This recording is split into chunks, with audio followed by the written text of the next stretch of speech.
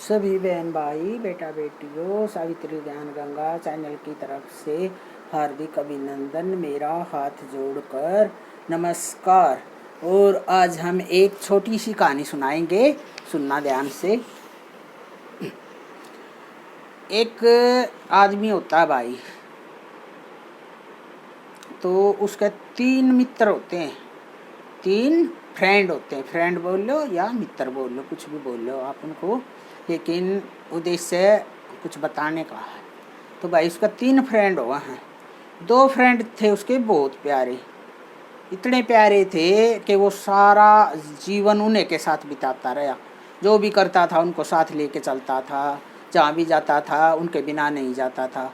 और जो तीसरा फ्रेंड था उसको तो वो कभी कभी पूछा करता, ठीक है। तो एक दिन राजा के दरबार में उसकी पेशी आ गई कि उसने जो सारे दिन जिसके साथ रहा करता ना, उस फ्रेंड से बोलने लगा, भाई तू मेरे 7 साल तने मेरी गवाही देनी है। तो उस फ्रेंड तब बोला कि भाई तू मेरे 7 साल तने आज मेरी गवाही देनी है। बोला भाई किस बात की गवाही? बोला भाई राजा का दरबार में मेरी पेशी है और उसमें एक गवाह की जरूरत पड़ेगी, तो तने गवाही देनी है, यो किस आदमी था कि किसे कर्म करनू। तो बोला ना भाई मैं ना जाऊं। उसका तो एकदम झटका लग गया। बोला क्यों ना जाओ भाई, सारा दिन सारी उम्र मैंने तो तेरे पर लगा दी, सारा दिन जो कहो तू कर, जैसे कहो तू कर, तेरे गेल गेल रहूं और एक छोटा काम नहीं कर सकता तू।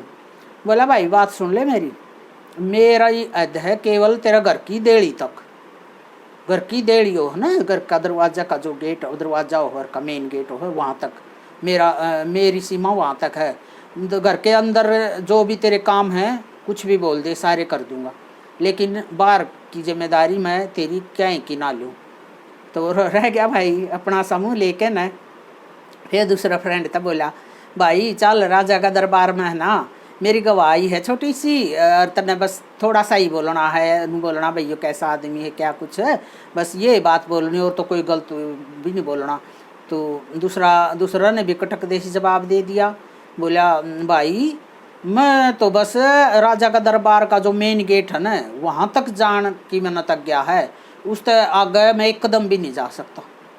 बोले भाई तू किसा फ्रेंड है, राजा का दरबार का गेट तक जान का क्या फायदा होया जब गवाही तो दरबार के अंदर है ना। तो बोला भाई देख ले मैं तो इतना ही कर सकूँ हूँ।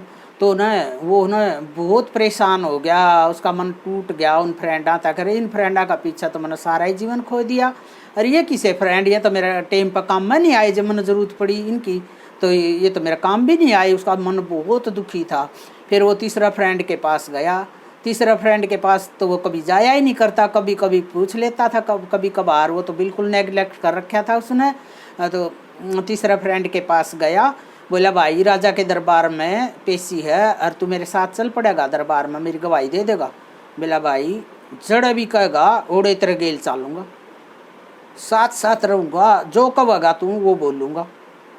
तो एकदम उसका तो ठिकाना ही नहीं रहा खुशी का। और बोला भाई इतना तो मैं पूछा भी ना करता है, और कदे तेरी तरफ तो मैंने देखा ही कोई नहीं पलट के न, अग भाई तू मरा है जीवा है, कदे तेरी सुध तक नहीं ली मैंने, और तू मेरे साथ इतना मतलब विश्वास के साथ खड़ा हो गया, और जिन पर मैंने विश्वास था वह कति पीठ दिखा गए भाई, बहुत बुरा है ये तो, यो के मेरे तो समझ में नहीं आया यो खेल। तो भाई यो खेल नू है और इंसान है, और इंसान का 3 फ्रेंड हुए हैं, और वह फ्रेंड जीवन में जैसे मैं आपको समझाती हूँ। जैसे पहला फ्रेंड हो है यो रुपया पैसा, रुपया पैसा जो घर की देड़ी है वहाँ तक के काम आवा है। जो इस दैनिक जीवन के कार्य होते हैं, दैनिक जीवन के जो कार्य हैं हमारे इस जीवन के कार्य हैं, वहीं तक काम आवा है ना, आगे तो कहीं नहीं काम आता। इस जीवन में हम कुछ कर लें रुपये पैसे का, लेकिन हम साथ लेके तो नहीं जा सकते ना। तो देड़ियाँ तक आवा है, जब आदमी की मौत हो जा है तो सबके में इस देड़ियाँ के अंदर ही छोड़ जा है, कुछ लेके जाता अपने साथ। देड़ियाँ तक 7 साल है, सुख सुविधाएँ जो भी कुछ है देड़ी तक के एक सीमित रवा है, वो लिमिट है उसकी। तो भाई वो तो है रुपया पैसा, पहला फ्रेंड तो। और दूसरा फ्रेंड है रिश्तेदार प्यारे, जो भी रिश्तेदार है ना, प्यारे रिश्तेदार, नियर डियर, जो भी आदमी अपने जीवन में बना हुआ है, दूसरा फ्रेंड वो है। वो दूसरा फ्रेंड कैसे है, उसने बोला ना कि मैं तो दरबार के दरवाजे तक जा सकूँ, अंदर नहीं घुस सकता। तो भाई वो दूसरे फ्रेंड नू है, जैसे आदमी की अंत्येष्टि होती है ना, वो उस शमशान घाट तक जाते हैं, उसके अंत्येष्टि करवा के न आ जाते हैं, उसके बाद तो वो नहीं जाते ना, ना उनका और उसका जो फ्रेंड है उनका कोई रिश्ता रहता, ख़त्म ही हो जाता है।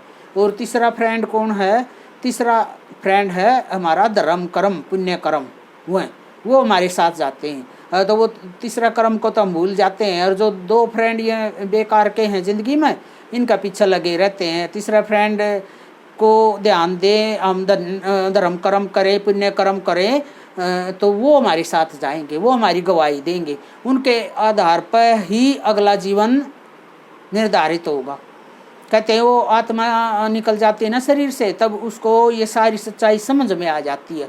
लेकिन इस शरीर में घुसने के बाद जो हमारे अंदर 5 विकार है ना, काम क्रोध मद मोह माया, काम क्रोध मद मोह माया, ये 5 ऐसे विकार हैं हर इंसान के अंदर, सारी उम्र उन्हें विकारा में खो देता है इंसान।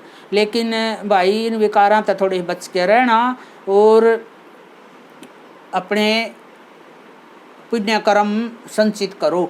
एक छोटी सी पोटली बना के न अपने लेके जानी तुमने, वह पोटली तुम्हारे साथ जाएगी पुण्य कर्मों की, उन्हें कोई नहीं छीन सकता, ना उन्हें चोर छीन सकते, ना कोई भाई बटवा सकता, वो आपकी खुद की निजी संपत्ति होगी।